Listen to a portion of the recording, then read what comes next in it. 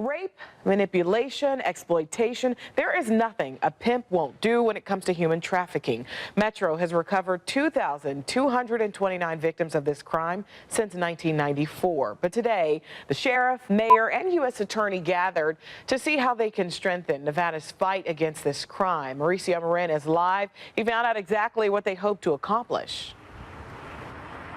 Good afternoon. Their law enforcement is now working closely with many local groups and even churches to try to get help to folks who want to get out of human trafficking. Now, a lot of Metro Police telling us today that the whole industry of human trafficking has grown along with the tourism of Las Vegas here. Now, today we spoke with a woman who was once sex trafficked herself. She says it can be extremely hard to get out of.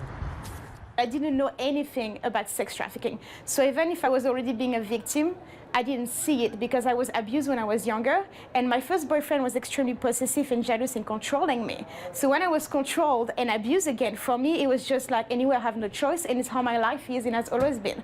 So I didn't recognize the sign. Sarah Jane Vegas now works to help other victims escape from oftentimes horrific situations. We've seen the issue grow in just the past few weeks. We learned of at least 2 local high-profile human trafficking cases involving teenagers. Now, today's forum authorities urged parents to really know what their kids are up to online. Especially with juveniles and young children and teenagers is being involved in their activities. Be cognizant of who they're talking to, whether it's via social media, the phone. That's a lot of times, these girls are runaways. Authorities say they often encounter prostitutes in Las Vegas that are brought in from all parts of the country. Today's mission for the Mayor'sFaith initiative, Human Trafficking Forum, to protect the powerless. So law enforcement plans to go after those exploiting victims and are working with churches and other groups to help offer services to victims who are looking for a fresh start. Now, many we spoke with today had a message for victims. They say there is hope, just ask for help. Oftentimes that can be very difficult, though. Coming up at 6 o'clock, though, we'll look at who the human traffickers are looking to prey on now. Reporting live, Mauricio Marin, 8 News Now. Thank you, Mauricio. Thanks for joining us. I'm Cherie Johnson. Fighting sex trafficking. This crime affects girls as young as 10 years old. 27 million people worldwide are currently victims of human trafficking. And in Nevada, Metro has rescued over 2,000 victims of this crime since 1994. But today, Mauricio Marin shows us just how Nevada leaders are increasing awareness to continue battling this popular industry. Human trafficking continues to be a huge problem in Las Vegas. That's why Mayor Caroline Goodman has made it a top issue as part of her Faith Initiative program.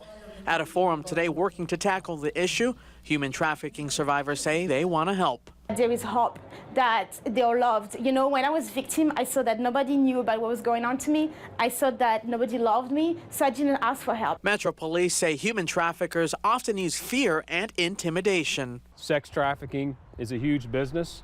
There's a huge demand for it, and it's not necessarily a victimless crime, as some people may think.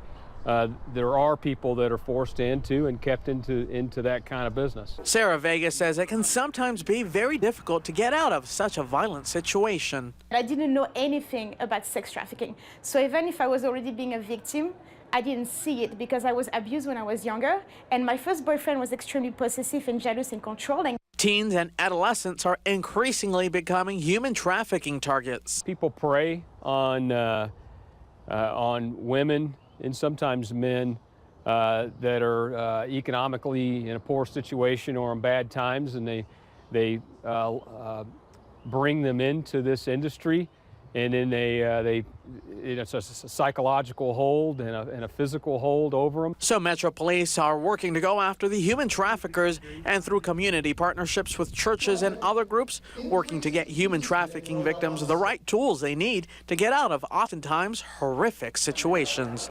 Mauricio Marin, 8 News Now. Mauricio, thank you. Authorities say human traffickers tend to prey on teens online, so they really warn parents, monitor your child's social media activity.